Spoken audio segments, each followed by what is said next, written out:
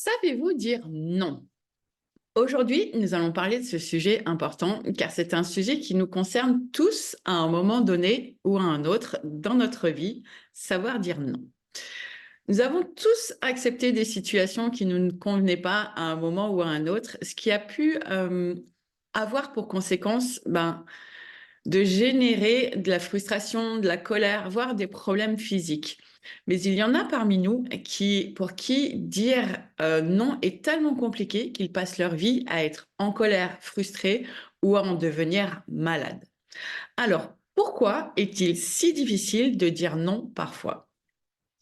Tout d'abord, je me présente, je m'appelle Laurence Sudo, je suis formatrice professionnelle certifiée Calliope, spécialisée en création d'entreprise et j'accompagne des salariés à réussir leur reconversion professionnelle en devenant entrepreneurs dans le domaine du bien-être, de la spiritualité et de l'accompagnement aux autres. Et savoir dire non dans l'entrepreneuriat, c'est primordial. Donc, revenons à notre sujet. Pourquoi est-il si difficile de dire non? Dans notre société, il est souvent valorisé d'être accommodant, de toujours dire oui aux demandes des autres. Pourtant, l'importance de savoir dire non ne doit pas être sous-estimée parce que cela peut être un art délicat, mais pourtant crucial pour préserver notre bien-être mental, émotionnel et même physique. D'abord, il est important de comprendre les origines de cette difficulté. En effet, en fait, la peur de décevoir et le désir d'être aimé sont souvent les sources profondes du malaise à dire non. Donc, une fois que vous avez compris que la peur de décevoir et le désir d'être aimé sont les sentiments qui sont à l'origine de cette difficulté, vous comprendrez que, vous savez, pardon, que ces sentiments-là, en fait, sont souvent enracinés dans des expériences de l'enfance où nous avons appris que dire oui et se conformer aux attentes des autres était la clé pour être accepté et aimé. Vous vous rappelez quand vos parents vous forçaient à faire la bise à ce tonton qui puait de la bouche et que vous n'aviez pas envie, et pourtant vous le faisiez quand même parce que sinon vous étiez réprimandé. Et ben ça, par exemple, c'est un exemple concret de la création de cette blessure émotionnelle. Les blessures émotionnelles, en fait, de l'enfance, elles peuvent jouer un rôle significatif dans notre capacité à être assertif et à poser nos limites. Hem, un autre exemple, en fait, si un enfant a été conditionné, pardon, à croire qu'il doit toujours être serviable et accommodant pour être aimé, eh ben, il peut grandir en ayant, en fait, du mal à exprimer ses propres besoins et désirs par peur, de déplaire ou d'être rejeté, tout simplement. De plus, les expériences en fait passées de rejet ou de critique peuvent renforcer en fait cette peur de décevoir et ce besoin de validation externe. Souvent, ça crée ça en fait, ce besoin de validation externe. Et donc, par conséquent, en fait, dire non, ça peut devenir une tâche vraiment redoutée, car elle suscite en fait la crainte de perdre l'amour et surtout l'approbation des autres.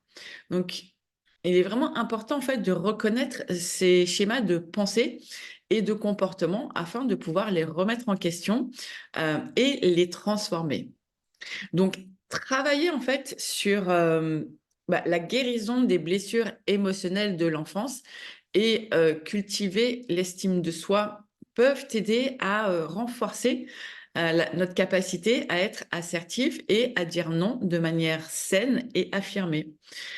Euh, donc, un autre point important à bien comprendre, c'est qu'il faut comprendre, connaître et savoir respecter ses propres limites. Trop souvent, en fait, on est submergé par nos obligations et nos engagements au point, en fait, de sacrifier notre propre confort et nos besoins. Mais en fait, apprendre à se connaître, à identifier ce qui est acceptable pour nous et ce qui ne l'est pas, surtout, c'est le premier pas vers une vie plus équilibrée et, euh, et à savoir dire non, même si ça n'est pas toujours facile. Et nombreux, en fait, sont ceux qui craignent de décevoir les autres ou de créer des tensions dans leurs relations. Et donc, euh, ignorent leurs propres besoins pour satisfaire ceux des autres ce qui peut devenir une habitude vraiment destructrice, alimentant en fait un cycle de la recherche de validation externe.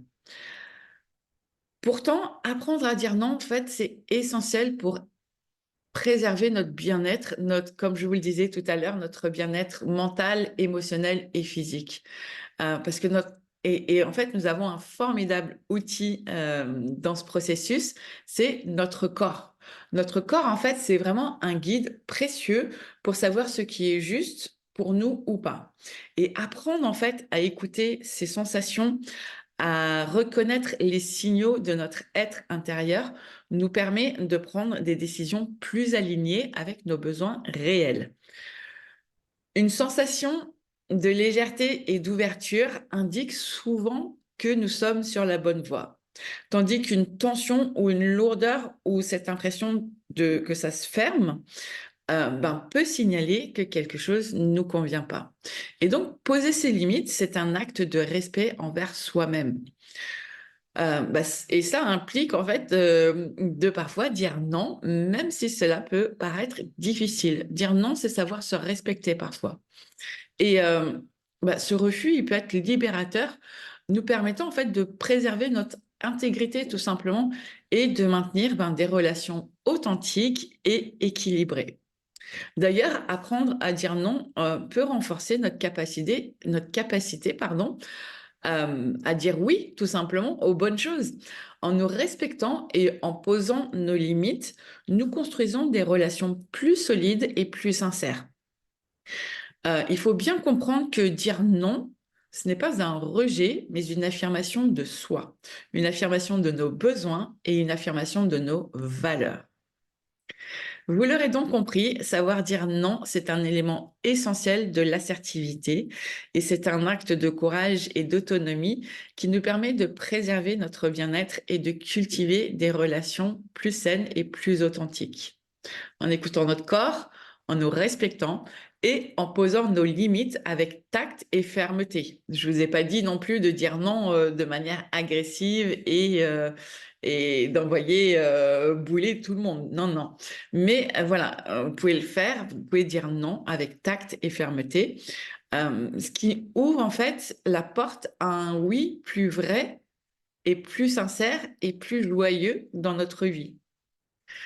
Voilà, j'arrive à la fin de cette vidéo. Et toi, qu'est-ce que t'en as pensé? Et surtout, à quoi vas-tu redire non maintenant que tu as compris en fait l'importance de savoir dire non, que tu as compris son origine et les schémas que cela a inscrits en toi. Partage-le avec nous dans les commentaires et ensemble, soutenons-nous. N'oubliez pas de vous abonner à la chaîne pour plus de conseils et d'inspiration pour réaliser vos rêves. Merci d'avoir écouté et que ton chemin vers une vie épanouie et heureuse soit rempli de oui et de non. Moi, je vous dis à la semaine prochaine pour une nouvelle vidéo sur un nouveau sujet et je vous dis ciao, ciao!